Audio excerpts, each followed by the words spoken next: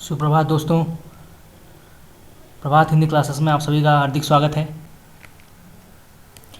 आज हम व्यास सम्मान जिन महत्वपूर्ण लेखकों को प्राप्त हुआ है, आज हम उसकी चर्चा करेंगे। जिस प्रकार ज्ञानपीठ पुरस्कार एवं साहित्य अकादमी पुरस्कार बहुत ही महत्वपूर्ण रहा है, उस प्रकार व्यास सम्मान को भी हिंदी साहित्य में एक बहुत बड़ा सम्मान माना जाता है। तो सर्वप्रथम जिस लेखक को व्यास सम्मान प्राप्त हुआ था वो थे रामविलास शर्मा। आपने नाम सुना होगा। तो रामविलास शर्मा जी को सर्वप्रथम प्राप्त हुआ था व्यास सम्मान 1991 को। ठीक है दोस्तों, याद रखिएगा, बहुत ही इम्पोर्टेंट है ये। 1991 को प्राप्त हुआ था रामविलास शर्मा जी को व्यास सम्मान। उनके भारत के प्राचीन भाषा परिवार और हिंदी, भारत के प्राचीन भाषा परिवार और हिंदी के लिए रामविलास शर्मा जी को प्राप्त हुआ था व्यास सम्मान। इसकी विशेषता यह है कि एक भाषा से रिलेटेड जो है ये पुस्तक है। ठीक है, तो ये जो पुस्तक है ये भाषा से रिलेटेड पुस्तक मानी जाती है। तो क्वेश्चन आ सकता है कि भारत के प्राचीन भाषा परिवार और हिंदी के लेखक कौन है, तो इसका उत्तर होगा रामविलास शर्मा जी। ठीक है, रामविलास शर्मा जी। आपने पढ़ा होगा निराला की साहित्य साधना। तो निराला की साहित्य साधना जो है वो रामविलास शर्मा जी ने लिखा था। इसके अलावा हिंदी जाति और नवधारणा, तो ये भी रामविलास शर्मा जी ने लिखा था। तो बहुत ही महत्वपूर्ण क्वेश्चन यहाँ से आ सकता है। इसके बाद 1992 में श्री प्रसाद सिंह जी को प्राप्त हुआ था व्यास सम्मान। उनके नीला चांद, आपने नाम सुना होगा नीला चांद। तो नीला चांद के लिए श्री प्रसाद सिंह जी को प्राप्त हुआ था व्यास सम्मान। इसकी विशेषता यह है कि एक उपन्यास है, आपने अगर ना पढ़ा हो तो आप पढ़ लीजिएगा। नीला चांद श्री प्रसाद सिंह जी का बहुत ही प्रसिद्ध रचना माना जाता है। तो ये जो है एक उपन्यास है, उपन्यास विधा से रिलेटेड है नीला चांद। तो क्वेश्चन ऐसे आ सकता है कि नीला चांद की कौन सी विधा है, तो इसका उत्तर होगा उपन्यास। इसके लेखक कौन है? श्री प्रसाद सिंह। एवं कब प्राप्त हुआ था नीला चांद के लिए श्री प्रसाद सिंह जी को व्यास सम्मान, तो इसका आंसर होगा 1992। तो 4 क्वेश्चन ऐसे बन सकते हैं, तो ऐसे आपको याद करना है। उसके बाद 1993 में गिरिजा कुमार माथुर जी को प्राप्त हुआ था मैं वक्त के हूँ सामने के लिए प्राप्त हुआ था गिरिजा कुमार माथुर जी को व्यास सम्मान। और इसकी विशेषता यह है कि ये काव्य विधा है, ये काव्य विधा मानी जाती है। मेनली ये क्वेश्चन में आ सकता है कि मैं वक्त के हूँ सामने के लेखक कौन है, तो इसका उत्तर होगा गिरिजा कुमार माथुर। ठीक है। उसके बाद 1994 को धर्मवीर भारती जी को प्राप्त हुआ था व्यास सम्मान। उनकी रचना सपना अभी भी, बहुत ही प्रचलित रचना है ये, सपना अभी भी के लिए उनको प्राप्त हुआ था। और ये जो है ये काव्य विधा मानी जाती है, ये भी एक काव्य विधा मानी जाती है। उसके बाद 1995 में कुंवर नारायण जी को प्राप्त हुआ था व्यास सम्मान। उनके आत्मजय रचना के लिए, ठीक है, आत्मजय रचना के लिए उनको प्राप्त हुआ था। और ये जो है इसकी विशेषता ये है आत्मजय की कि ये काव्य विधा है, ये काव्य विधा मानी जाती है। तो लगातार 3 वर्ष 1993, 1994 और 1995, ये तीनों वर्ष जो है वो काव्य लेखकों को प्राप्त हुआ था व्यास सम्मान। ठीक है। उसके बाद 1996 को रामस्वरूप चतुर्वेदी जी को प्राप्त हुआ था व्यास सम्मान।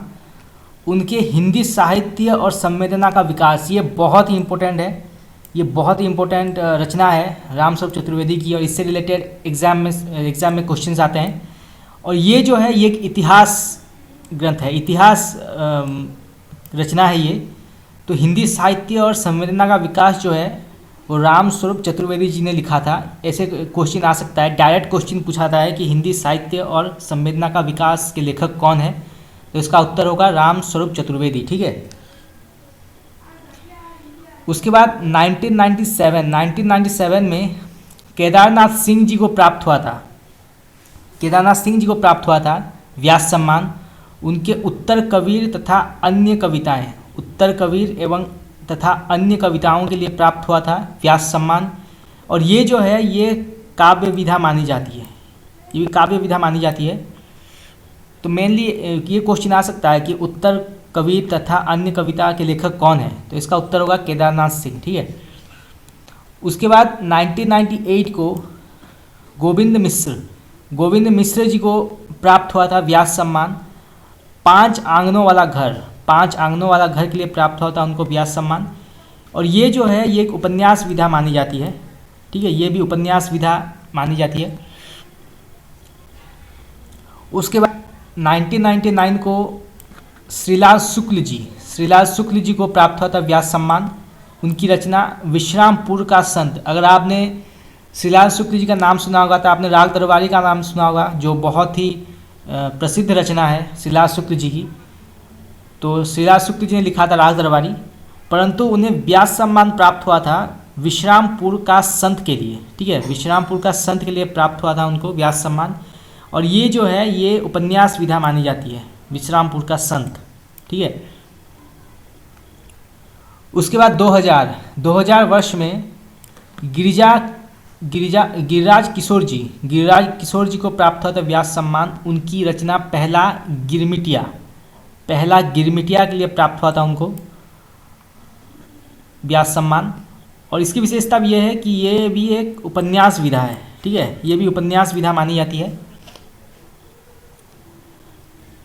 उसके बाद 2001 में रमेश चंद्र शाह जी को प्राप्त हुआ था आलोचना का पक्ष के लिए व्यास सम्मान उन्हें प्राप्त हुआ था, आलोचना का पक्ष।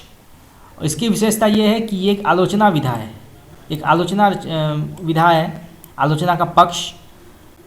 तो ये क्वेश्चन में ही आंसर है, आलोचना, इसकी विधा भी आलोचना है, तो इससे आप याद कर सकते हैं। और इसके लेखक हैं रमेश चंद्र शाह, ठीक है।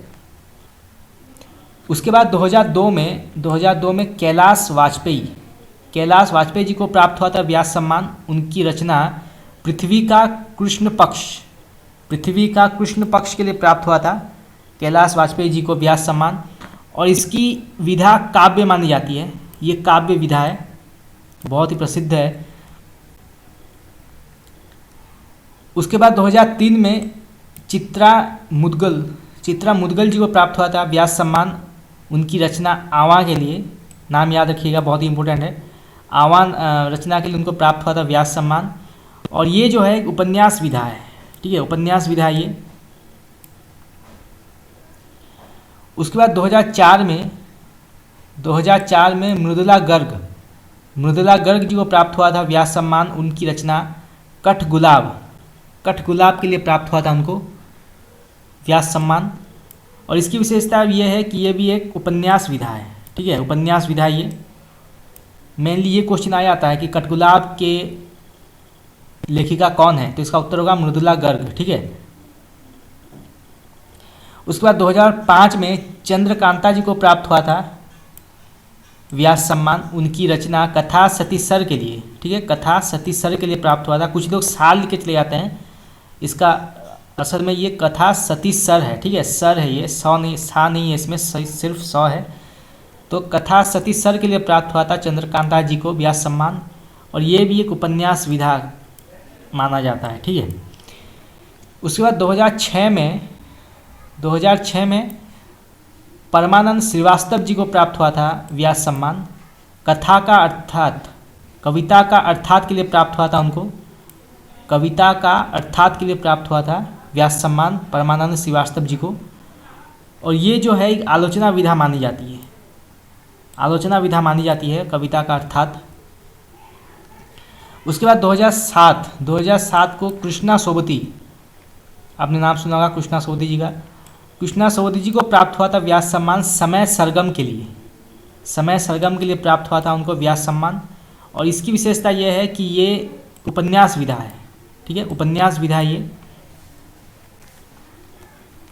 उसके बाद 2008 को सुप्रसिद्ध लेखिका मनु भंडारी, जिन्होंने लिखा था आपका बंटी, आपने पढ़ा होगा, आपका बंटी बहुत ही प्रसिद्ध रचना है मनु भंडारी जी की। तो उनको व्यास सम्मान प्राप्त हुआ था एक कहानी यह भी के लिए, ठीक है, एक कहानी यह भी के लिए प्राप्त हुआ था उनको व्यास सम्मान। और ये जो है ये आत्मकथा मानी जाती है, ठीक है, आत्मकथा है ये। तो क्वेश्चन आ सकता है कि एक कहानी यह भी की विधा कौन सी है, तो ये एक आत्मकथा है, इसकी लेखिका है मन्नू भंडारी और व्यास सम्मान प्राप्त हुआ था 2008 को, ठीक है। तो ऐसे 4 क्वेश्चन आ सकते हैं। उसके बाद 2009 को अमरकांत जी को प्राप्त हुआ था व्यास सम्मान, इन्हीं हथियारों से के लिए प्राप्त हुआ था उनको। और इसकी विशेषता यह है कि एक उपन्यास विधा है, ठीक है, ये भी एक उपन्यास विधा है। उसके बाद 2010 को विश्वनाथ प्रसाद तिवारी, थोड़ा लंबा नाम, विश्वनाथ प्रसाद तिवारी जी को प्राप्त हुआ था व्यास सम्मान। उनकी किस रचना के लिए? फिर भी कुछ शेष रह जाएगा, ठीक है, फिर भी कुछ शेष रह जाएगा के लिए प्राप्त हुआ था उनको व्यास सम्मान। इसकी विशेषता यह है कि ये काव्य विधा है, ठीक है, काव्य विधा मानी जाती है ये। आपको ये नाम याद कर लेना है, फिर भी कुछ शेष रह जाएगा के, ठीक है। उसके बाद रामदरस मिश्र को व्यास सम्मान प्राप्त हुआ था आम के पत्ते के लिए, ठीक है, आम के पत्ते के लिए प्राप्त हुआ था उनको व्यास सम्मान। और ये भी जो है एक काव्य विधा मानी जाती है, ठीक है, काव्य विधा ये। उसके बाद 2012 को नरेंद्र कोहली को प्राप्त हुआ था ना भूतो ना भविष्यति। ये क्वेश्चन आ जाता है एग्जाम में कि ना भूतो ना भविष्यति के लेखक कौन है, तो इसका उत्तर होगा नरेंद्र कोहली जी, ठीक है। और इसी रचना के लिए उनको प्राप्त हुआ था व्यास सम्मान 2012 को। और इसकी विशेषता यह है कि ये एक उपन्यास है, ठीक है, उपन्यास विधा है, ये उपन्यास विधा माना जाता है। उसके बाद 2013 को विश्वनाथ त्रिपाठी जी को प्राप्त हुआ था व्यास सम्मान। उनकी रचना व्योमकेश दरवेश के लिए, आपने नाम सुना होगा व्योमकेश दरवेश का। तो इसके रचनाकार हैं विश्वनाथ त्रिपाठी, ठीक है, विश्वनाथ त्रिपाठी जी इसके लेखक हैं। 2013 को व्यास सम्मान प्राप्त हुआ था उनको इस रचना के लिए। और ये जो है एक संस्मरण है, ठीक है, संस्मरण माना जाता है। तो आप लोगों को ये सारी विधाओं का नाम याद कर लेना है कि कौन सी रचना कौन सी विधा है, ठीक है, ये बहुत इंपॉर्टेंट है। और साथ ही साथ लेखकों के नाम और जो वर्ष भी हैं वो भी बहुत इंपॉर्टेंट है कि किसी भी लेखक के बारे में पूछा जा सकता है एग्ज़ाम में, ठीक है।